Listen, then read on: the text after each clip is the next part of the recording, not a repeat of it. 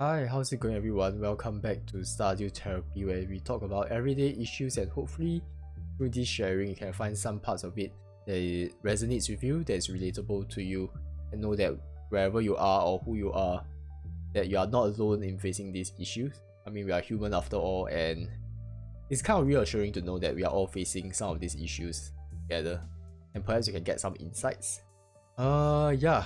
So anyway, I want to let you know I'm having COVID right now. So my voice might be a bit nasally. My throat is so sore to the point where I swallow my saliva, I feel so much pain. Hence you might hear some pauses in between because I'm just struggling to swallow my saliva. But I mean that aside, I still wanted to do this because I don't know, I want to be consistent. And I felt compelled to share. And most importantly, I mean it's not that bad, right? I suppose it's still doable. But yeah, today we're going to be talking about going for therapy. I wonder how many of you have went to therapy before. I suppose if you are listening to this, most likely you have went to therapy. So how I actually, wanted to talk about this was because I was hanging out with my friends, and for some reason, right, the topic of therapy came out. I was so surprised because this was like two guy friends that I talked to, and never in my life I have anybody, whether it's a guy or a girl, or my friends, right, mention that they go for therapy. I always thought I'm the only one that has went for therapy before for like 6 to 7 years. So it was very comforting to know that they are going for this as well. And finally somebody actually understood the value of it, because I asked them why they go for therapy, and most of them, right, like two of them, okay, the first one went for therapy because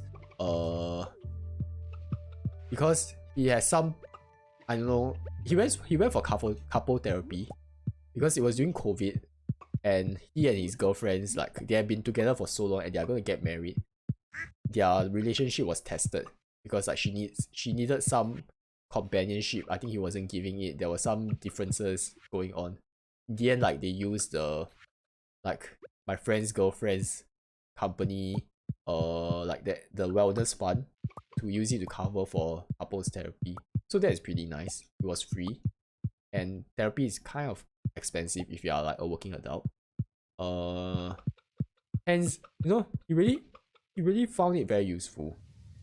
He really learned a lot from it, and eventually he just decided to go for career counseling, like with the same therapies, and he found it very useful as well, because I think, like, right now we just graduated, right, and there's a lot of struggles. Even if, I mean, as a recent graduate, you have to struggle a lot with like the woes of a working adult, where you might work very hard but you might not be rewarded as such. You might be struggling with like this mentality to constantly compete and compare with your friends, where be it like, are they earning better, are they in a better company. Yeah, so that was really challenging. Like these are the concerns of a working adult, right? Like someone who has recently graduated. and and surprisingly, my other friend went for it as well, went for career counseling. So eventually, I mean, like, these two went for career counseling.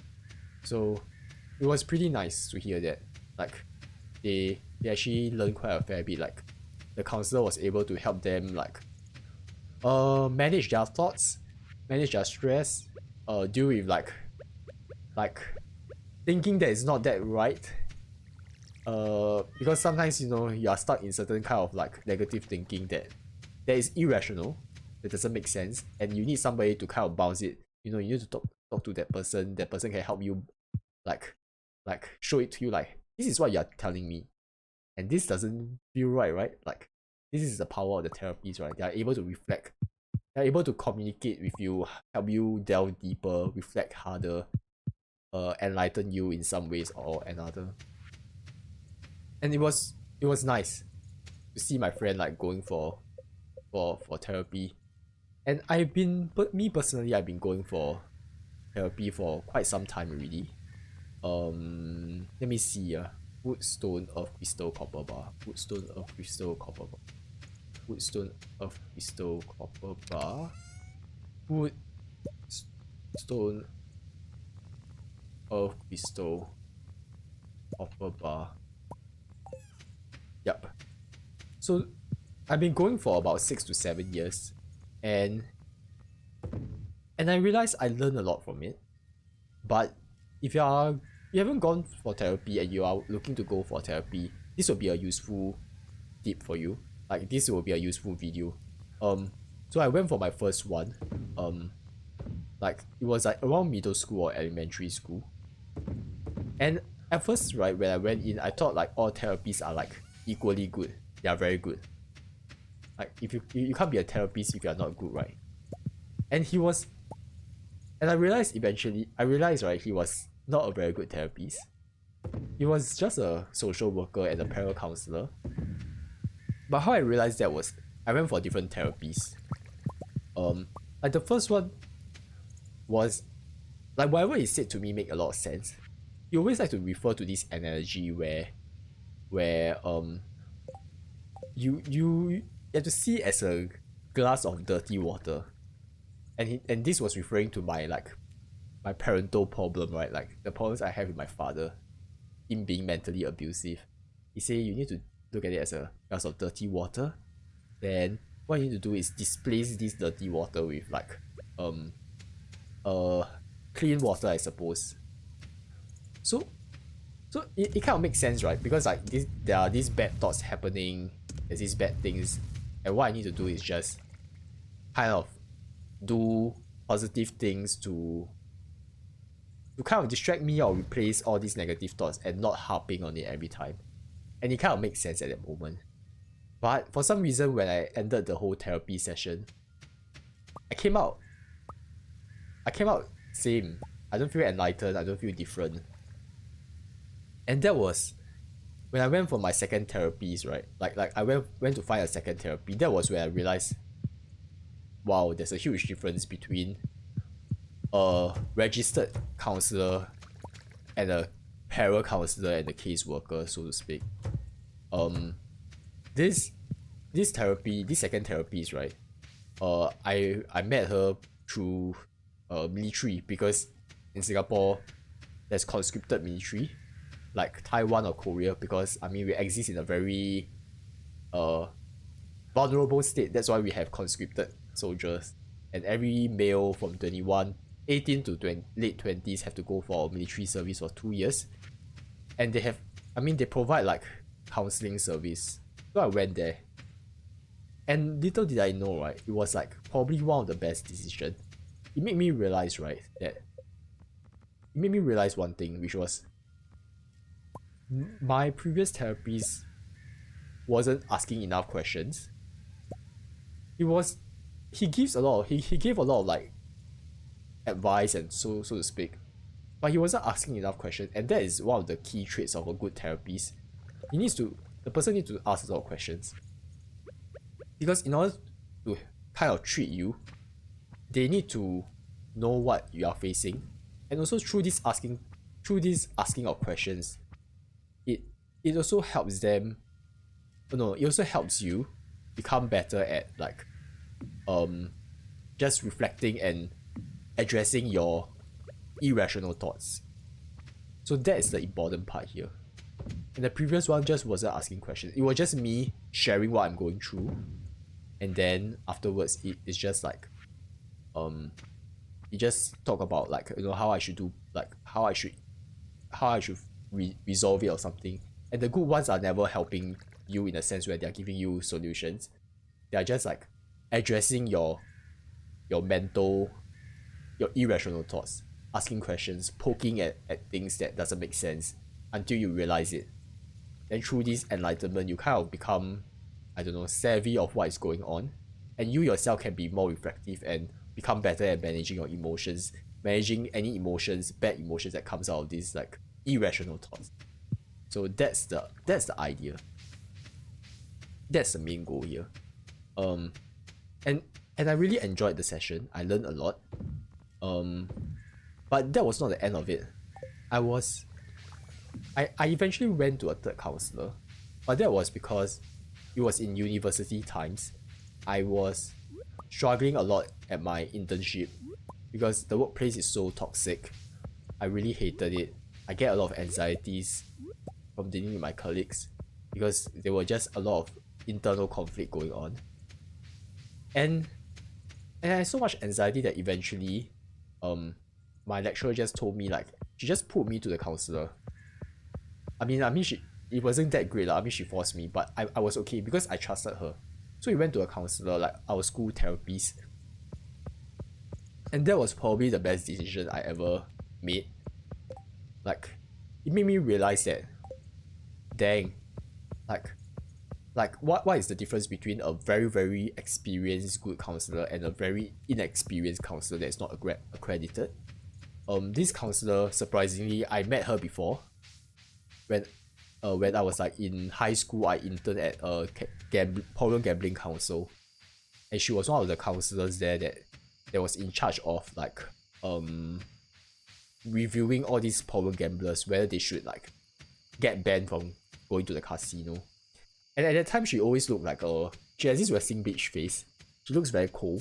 But when I started talking to her, right, like when during the therapy session, she seems like the nicest person ever. She seems very very calm, and she's like one of the most experienced ever. Because the difference was that she not just asked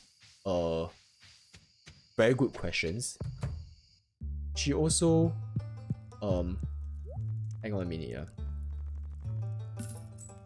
She also have a whole array of skill sets and tools to help you navigate your trauma or whatever problems you have. And that is what made her good, because during the whole session, it's not just me talking and she questioning, like asking a lot of questions. We also did a lot of different things. We did like sleep, dream therapy, and also what was it again? Sand play as well. So what sand play is, right, is she has like a box of sand, and then she has a lot of toys in her room, and she just asked me to like create, like pick whatever toys that resonates with you and create like a scene. And through this scene that I created, right, we will kind of use it as a triggering point to help me trigger my memories, like help me like articulate certain things about myself. And this was very useful because a lot of us has went through trauma before, and you know, we forgot about it because it was so terrible that we had to ignore it. This serves as a opportunity to trigger a lot of these memories that is otherwise hidden, right? And that was like, wow. And we managed to talk a lot about very deep things that I long forgotten, and it still affects me to this day. And that was very useful. It's the same as the dream therapy, like just interpreting the dreams. And this really opened my eye to like, that's the key difference between a good therapist and like the worst kind. So if you were to put it like in terms of score, right, you have the first therapy, which is 2 out of 10, then the military therapy, which is like 6 to 7, then this was like 8 to 9. And at the end of the day, what is useful about this information is that therapists are also human after all, so they are different personalities. And the thing about this is that if you are with a therapist that you feel that it's not very, that's not doing well, that is not helping you, please find another therapist. Because I mean, different therapy have different style, different accreditation, different experience level, different skill sets. Hence, you know, if this doesn't do well, go find another one. Go find another one. That was what I realized, you know. And if you look at Reddit, like if you look at Reddit when it comes to, you know, people talking about mental health and therapies, they also said the same thing, like, and I realized after going for 3 therapies, it's like different therapies have like a different outlook. They are not like McDonald's. Every burger is the same. They are different, even though like they might be accredited by the same organization. So that's that. If you haven't gone for therapy and you are looking to find a therapist, please do so, because you know I feel that the stigma around therapies is like going for therapy is getting less, it's getting less stigmatized. There's no wrong with going for therapy, just like how you go for a doctor when you have a physical illness, right? And you can't control the physical illness, and the same as mental health illness, you can't control it. Nobody, when they are born like a monk that has like complete control over their thoughts and emotions. No, we all go through the same emotions because we are humans, right? We go through anxiety, fear, shame, whatever it is, and it's fine to seek help. And if you are a student, I'm quite sure there are a lot of like resources that are free for you. Just take advantage of it. And if your company offers such a like reimbursements, you can always go for it as well. I mean, there's no harm. Like you can go for therapy for for the for the for problems that you feel that is irrelevant. Like career counseling is very useful, very useful. You see like the like very famous people, businessmen, they go for therapies. They go for therapy. Um, yep. And you know, it helps. Definitely helps a lot. Deal with life better. Hey wait, ah shit. Ah, I was too engrossed with like with watering my plants and talking. It was left a few greets more, man. But anyway, one day is not enough. One day, 40 minutes is not enough. Yep. So I hope that this was useful for you.